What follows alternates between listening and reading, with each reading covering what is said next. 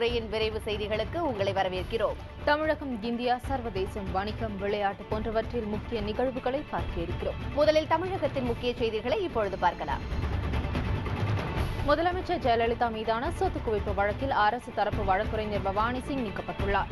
கர்நாடக உயர்நீதிமன்ற தலைமை நீதிபதியிடம் ஆலோசித்த பிறகு கர்நாடக அரசு நேற்றிரவு இதற்கான உத்தரவை பிறப்பித்தது. சொத்து குவிப்பு வழக்கில் ஆஜராகாத புதிய வழக்கறிஞர் விரைவில் நியமிக்கப்படுவார் என்று எதிர்பார்க்கப்படுகிறது.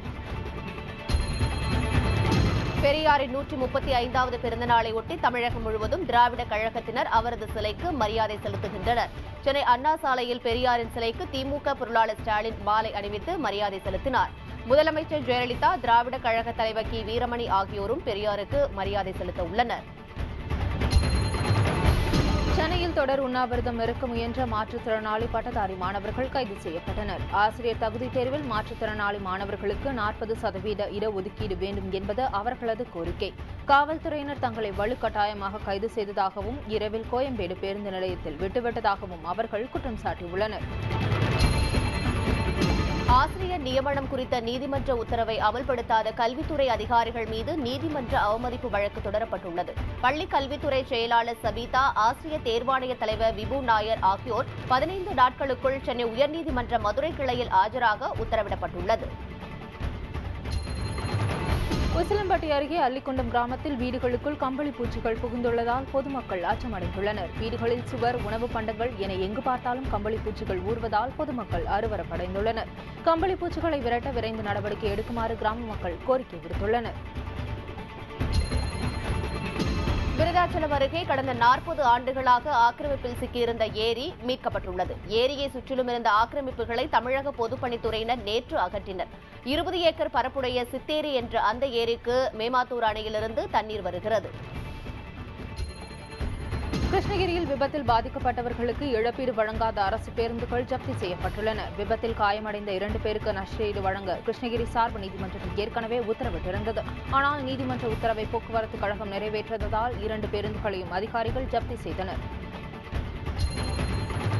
கரூர் மாவட்டம் குளித்தலை அருகே கார் மரத்தில் மோதியதில் ஒருவர் உயிரிழந்தார். 3 பேர் காயமடைந்தனர். திருச்சி மேல சிந்தாமணியைச் சேர்ந்த 4 பேர் தண்ணீர் பள்ளி அருகே காரில் சென்றபோது கட்டுப்பாட்டை இழந்து கார் பள்ளத்தில் கவிழ்ந்ததோடு மரத்திலும் மோதியது.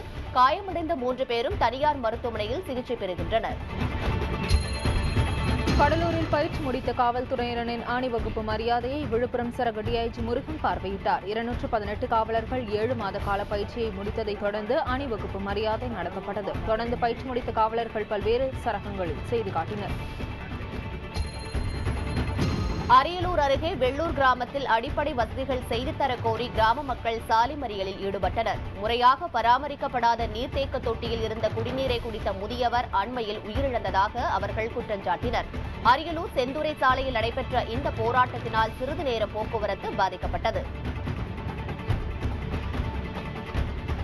இதுவரை தமிழக நிகழ்வுகளை பார்த்தோம். இனி தேசிய அளவிலான முக்கிய செய்திகளை இப்பொழுது பார்க்கலாம். சேது சமுத்திர திட்டத்திற்கு எதிராக தொடரப்பட்ட வழக்குகள் உச்சநீதிமன்றத்தில் இன்று விசாரணைக்கு வருகின்றன. தமிழக அரசு, விஸ்வ இந்து பரிஷத், சுப்பிரமணிய சுவாமி ஆகியோர் தாக்கல் செய்த மனுக்களும் மத்திய அரசு நேற்று தாக்கல் செய்த பதில் மனுவும் இன்று விசாரிக்கப்படுகிறது. சேது சமுத்திர திட்டத்திற்கு ஆதரவான மத்திய அரசின் நிலைப்பாட்டை திமுக வரவேற்றுள்ளது.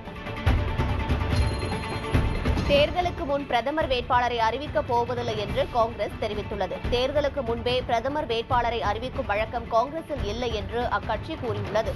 நேரம் வரும்போது பிரதமர் வேட்பாளர் பற்றி முடிவெடுக்கப்படும் என்று அக்கட்சி தெரிவித்துள்ளது. பீகாரில் மாவோயிஸ்ட் தீவிரவாதிகள் நடத்திய தாக்குதலில் பாதுகாப்பு படை வீரர்கள் 2 பேர் உயிரிழந்தனர். மேலும் 3 வீரர்கள் காயமடைந்தனர். ரோந்து பணியில் ஈடுபட்டிருந்த பாதுகாப்பு படை வீரர்கள் மீது மாவோயிஸ்ட் தீவிரவாதிகள் துப்பாக்கியால் சுட்டனர். காயமடைந்த 3 வீரர்களும் கயா மருத்துவமனையில் சிகிச்சை பெறுகின்றனர். முசாஃபர் நகர் கலவரம் தொடர்பாக இஸ்லாமிய தலைவர்கள் பிரதமர் மன்மோகன் சிங்கை சந்தித்து முறையிட்டுள்ளனர். மஹமூத் மதானி தலைமையில் இஸ்லாமிய தலைவர்கள் 15 பேர் பிரதமருடன் சுமார் 30 நிமிடங்கள் பேசினர்.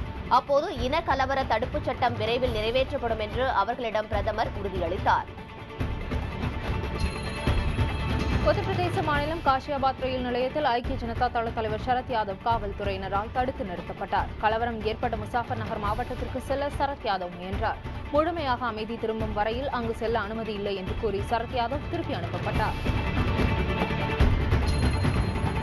கருப்பு பண பதுக்கலை கண்டறிய கடந்த 2011ஆம் ஆண்டு தொடங்கப்பட்ட ஆய்வு இன்னும் நிறைவடையவில்லை என்று மத்திய நிதி அமைச்சகம் கூறியுள்ளது. கருப்பு பணம் குறித்து இதுவரை எந்தவொரு மதிப்பீடும் செய்யப்படவில்லை என்றும் தெரிவித்துள்ளது.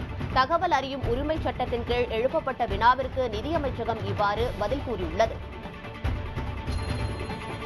ஜம்மு காஷ்மீரின் ரஜோரி மாவட்டத்தில் கனமழை மற்றும் வெள்ளப்பெருக்கால் 1000க்கும் அதிகமான வீடுகள் சேதமடைந்துள்ளன. வீடுகளை இழந்த மக்கள் திறந்த வெளியில் தங்கும் நிலைக்கு தள்ளப்பட்டுள்ளனர். மழை மற்றும் வெள்ளத்தால் பாதிக்கப்பட்ட பகுதிகளில் நிவாரணப் பணிகளை மேற்கொள்ள ஜம்மு காஷ்மீர் அரசு 71 கோடி ரூபாய் நிதி ஒதுக்கீடு செய்துள்ளது. சீனாவுடனான எல்லை பிரச்சினைக்கு விரைவில் தீர்வு காணப்படும் என வெளியுறவுத்துறை அமைச்சர் ஷல்மான் குர்ஷித் கூறியுள்ளார். டெல்லியில் பேசிய அவர், இந்திய சீன எல்லை சரிவர வரையறுக்கப்படவில்லை என்றாலும் எல்லை பிரச்சினை தீர்வு காணக்கூடிய ஒன்றுதான் என்றார். அனைத்து பிரச்சினைகளுக்கும் தீர்வு காண அனைத்து முயற்சிகளும் மேற்கொள்ளப்பட்டு வருவதாகவும் அவர் தெரிவித்தார்.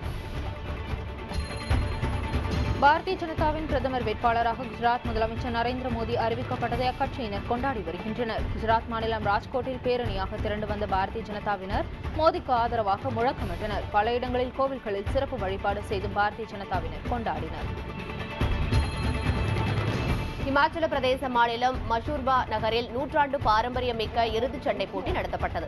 20க்கும் மேற்பட்ட எருதுகள் போட்டியில் பங்கேற்றன. சுற்று வட்டாரங்களைச் சேர்ந்த கிராம மக்கள் ஆயிரக்கணக்கானோர் எருதுச் சண்டையை ஆர்வத்துடன் கண்டுகளித்தனர். சுற்றுலா பயணிகளும் ஏராளமானோர் அங்கு திரண்டிருந்தனர்.